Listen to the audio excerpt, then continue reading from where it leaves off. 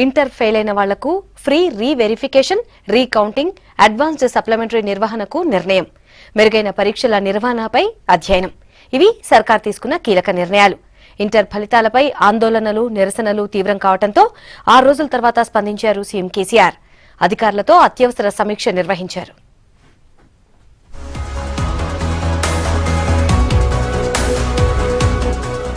Inter పరీక్షల్లో fail అయిన విద్యార్థులందరి పేపర్లను ఉచితంగా రీవెరిఫికేషన్, రీకౌంటింగ్ చేయాలని అధికారులను ఆదేశించారు ముఖ్యమంత్రి కేసీఆర్. పాస్ అయిన విద్యార్థులు రీవెరిఫికేషన్, రీకౌంటింగ్ కోరుకుంటే మాత్రం గతంలోని పద్ధతి ప్రకారమే ఫీజు తీసుకోవాలని చెప్పారు.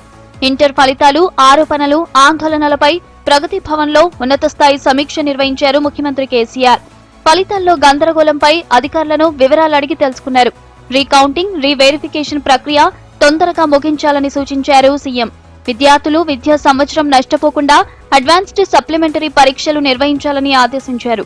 ఈ ప్రక్రియనంతా పర్యవేక్షించే బాధ్యతలను విద్యాశాఖ కార్యదర్శి జనార్దన్ రెడ్డికి అప్పగించారు కేసీఆర్.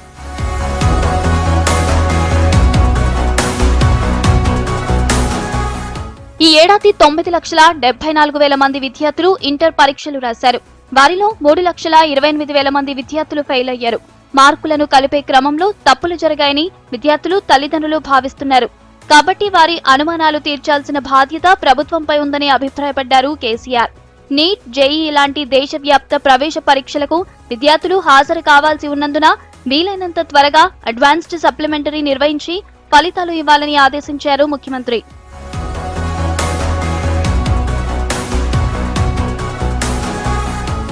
పరీక్షల నిర్వహణను స్వతంత్ర సంస్థకు అప్పగించే అవకాశాలను పరిశీలించాలని అధికారులకు సూచించారు. మెరుగైన పరీక్షల నిర్వహణ ఏ దేశంలో, ఏ రాష్ట్రంలో ఉందో అధ్యయనం చేసి ఆ పద్ధతులను మన రాష్ట్రంలో అమలు చేయాలన్నారు. మున్ముందు ఎలాంటి ఇబ్బందులు లేని పరీక్షల విధానాన్ని తీసుకురావాలని చెప్పారు. దీనిపై ఇప్పటి నుండే కసరత్తు చేయాలన్నారు సీఎం.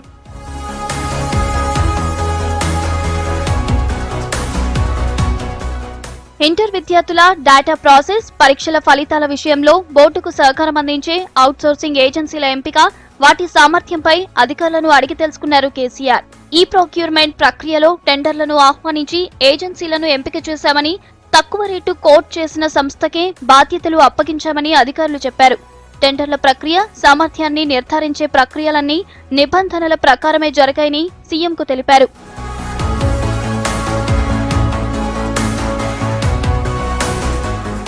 సీఎం రివ్యూ తర్వాత గవర్నర్ నరసింహన్ను కలిశారు విద్యాశాఖ కార్యదర్శి జనార్దన్ రెడ్డి.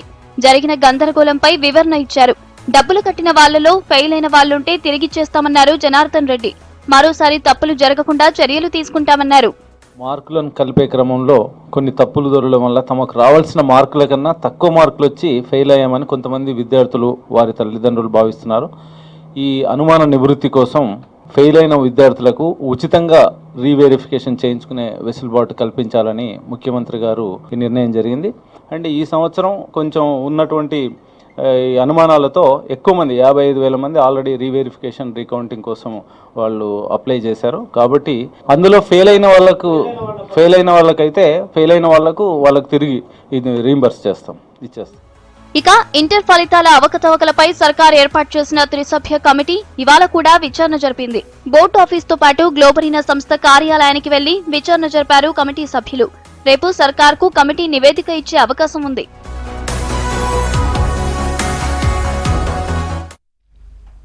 ఎన్నికలు పూర్తి కావడంతో సిటీలో శానిటేషన్ మీద ఫోకస్ చేసింది జీహెచ్ఎంసీ. సాఫ్ హైదరాబాద్, షాందార్ హైదరాబాద్ పేరుతో ప్రత్యేక కార్యక్రమానికి శ్రీకారం చుట్టింది. మే 1 నుంచి స్వచ్ఛత విషయంలో 18 అంశాల్లో పనిచేయడానికి ప్రణాళికలు రూపొందిస్తున్నారు అధికారులు. పెద్ద ఎత్తున నగరంలోని పౌరుల్ని భాగస్వాములు చేయటమే లక్ష్యంగా బల్దియా అధికారులు ప్లాన్ చేస్తున్నారు.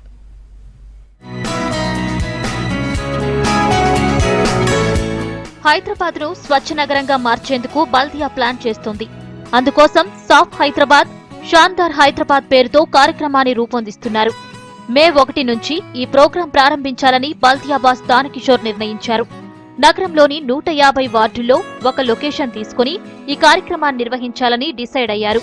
2,500 ఇళ్లను ఒక భాగంగా ఎంపిక చేసి 100 రోజుల్లో పూర్తిస్థాయి స్వచ్ఛ కార్యక్రమాలు అమలయ్యేలా ప్లాన్ చేయాలని భావిస్తున్నారు. ఇందుకోసం 6 జోన్ల పరిధిలో ప్రత్యేక కార్యక్రమాలు ఏర్పాటు చేస్తూ అధికారులందరికీ దిశానిర్దేశం చేస్తున్నారు దానకిషోర్.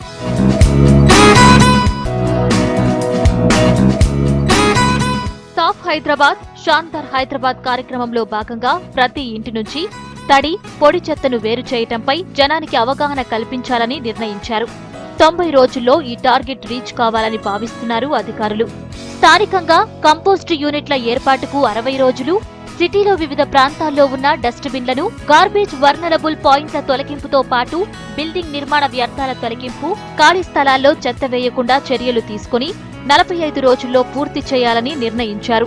రోడ్లు, డ్రైన్లు, నాలాలు, చెరువుల్లో గార్బేజ్ వేయకుండా చూడటంతో పాటు చెత్తను తగలబెట్టకుండా తీసుకోవాల్సిన చర్యలను 30 రోజుల్లో అమలు చేయాలని నిర్ణయించారు. ఈ కార్యక్రమం విజయవంతం కోసం ప్రతి ఏరియాలో కనీసం 10 మంది స్థానికులను వాలంటీర్లుగా పెడతామన్నారు.